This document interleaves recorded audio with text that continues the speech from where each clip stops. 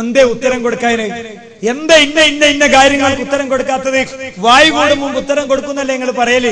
എന്നിട്ട് എന്തേ ഉത്തരം കൊടുക്കാത്തത് എന്ന് നമ്മൾ പറയുമ്പോ നമ്മുടെ കൂട്ടത്തിൽപ്പെട്ട ഒരു സുഹൃത്ത് അദ്ദേഹം പറഞ്ഞു, മഞ്ഞക്കുളം ജാറത്തിന്റെ അടുത്തുള്ള ദർഗയിൽ നിന്ന് പിന്നെ കള്ളന്മാര് ദർഗയിലെ ആ ഭണ്ഡാരത്തിലെ പണം പൊളിച്ചു കൊണ്ടുപോയപ്പോ എന്തേ ഔലി സഹായിക്കാത്തെന്ന് വെച്ചപ്പോ അലവി സഖാഫിന്റെ മറുപടി എന്താ അറിയോ? ബാബരി മസ്ജിദ് അള്ളാന്റെതല്ലേ, അപ്പൊ അള്ള എവിടെയോ? അള്ളാന്റെ ബാബരി മസ്ജിദ് എന്തേ അള്ള കാക്കാതിരുന്നത് എന്നാണ്.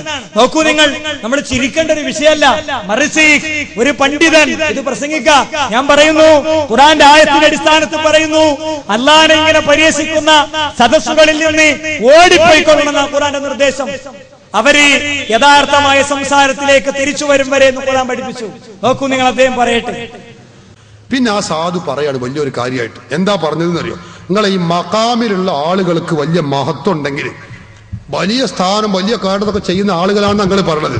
എന്നാ നിങ്ങൾക്ക് അറിയണോ, മഞ്ഞക്കുളം മക്കാമില് കള്ളം കയറിയിട്ട് ഭണ്ഡാരം പൊളിച്ചു എന്നാ. മഞ്ഞക്കുളം മക്കാമില് കള്ളം കയറിയിട്ട് ഭണ്ഡാരം പൊളിച്ചു.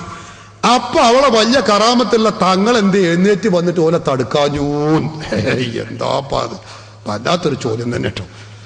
അർശമ മുട്ടണ ചോദ്യം. ഇവിടെ ഒന്നും നിൽക്കൂല ആ ചോദ്യം, അങ്ങോട്ട് പോകും. ആ ജാതി ചോദ്യം. ഉളുപ്പ് വേണ്ട ഈ ജന്തുക്കൾക്ക് ഇത് ചോദിക്കാൻ.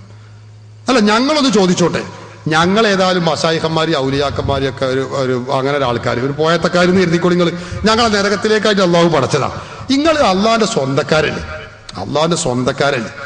ഞങ്ങൾ നിങ്ങളെ പറ്റി എന്തെല്ലാം പറയുന്നുണ്ട് തരും. ഈ ജാതി ഭർത്താനൊക്കെ ഞാൻ പറഞ്ഞല്ലോ. നിങ്ങൾക്ക് അള്ളഹാനോട് ഒന്നാണ് പറഞ്ഞൂടെ? എന്ത് പടച്ചോനെ തമ്പുരാൻ, ഈ സക്കാഫിമാരെ നശിപ്പിക്കണേ റബ്ബേ എന്ന് പറഞ്ഞാൽ ഞങ്ങളെ പണി തീരൂലേ? എന്ത് നിങ്ങൾ പറയാത്തത്? എന്താ നിങ്ങൾ പറഞ്ഞിട്ട് നിങ്ങൾ പറയുന്നുണ്ടല്ലോ, എന്താ ഞങ്ങൾ നശിക്കാത്തത്? ഒന്ന് പറഞ്ഞാണ്. നിങ്ങളൊന്ന് പറയും. നിങ്ങൾ അള്ളാന്റെ സ്വന്തക്കാരല്ലേ? ഞാൻ ചോദിക്കട്ടെ, ഡിസംബർ 6 അയോധ്യയിലെ ബാബരി മസ്ജിദിന്റെ താഴികക്കുടത്തിന്റെ മുകളിൽ കയറി ഈ രാജ്യത്തെ ഫാസിസ്റ്റ് ശക്തികൾ അല്ലാഹു സുബ്ഹാനഹു വ തആലയുടെ സ്വന്തം ഭവനം, പള്ളിയുടെ മുഴുവൻ താഴികക്കുടകളും അടിച്ച് നിരപ്പാക്കി ബാബരി മസ്ജിദ് പൊളിച്ച് തകർത്തില്ലേ? അത് മഹാന്മാരെ മക്ബറല്ലല്ലോ, അത് അള്ളാന്റെ പള്ളിയല്ലേ? എന്തേ അള്ളാഹ്ക്കൊന്നും ചെയ്യാൻ കഴിഞ്ഞില്ലേ? എന്ന് പറഞ്ഞാൽ നിങ്ങൾ, ഞങ്ങൾക്ക് അറിയാൻ താല്പര്യമുണ്ട്. അപ്പൊ എന്തേ അള്ളാഹ്ക്ക് നീച്ചു വരാൻ കഴിഞ്ഞില്ലേ? അള്ളാഹ്ക്ക് ഒരു കഴിവില്ലേ? അപ്പൊ അള്ളാഹ്ക്ക് കഴിവില്ല. അതുകൊണ്ടാണ് ഇപ്പൊ ബാബരി മസ്ജിദ് ഈ ക്ഷുദ്രശക്തികൾ പൊളിച്ചത്.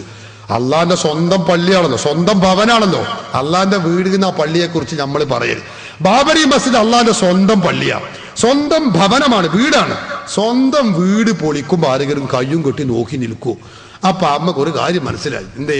അള്ളാഹു തന്റെ സ്വന്തം ഭവനം ഈ രാജ്യത്തെ ഫാസിസ്റ്റ് ശക്തികൾ അടിച്ച് തകർത്തി നിരപ്പാക്കിയപ്പോ അള്ളാഹ്ക്ക് ഒന്നും ചെയ്യാൻ കഴിഞ്ഞില്ല. അപ്പൊ നമുക്ക് മനസ്സിലായി അള്ളാഹ്ക്ക് ഒരു കഴിവില്ല എന്ന് മനസ്സിലായി. ഞമ്മക്ക് മനസ്സിലായിട്ടില്ല.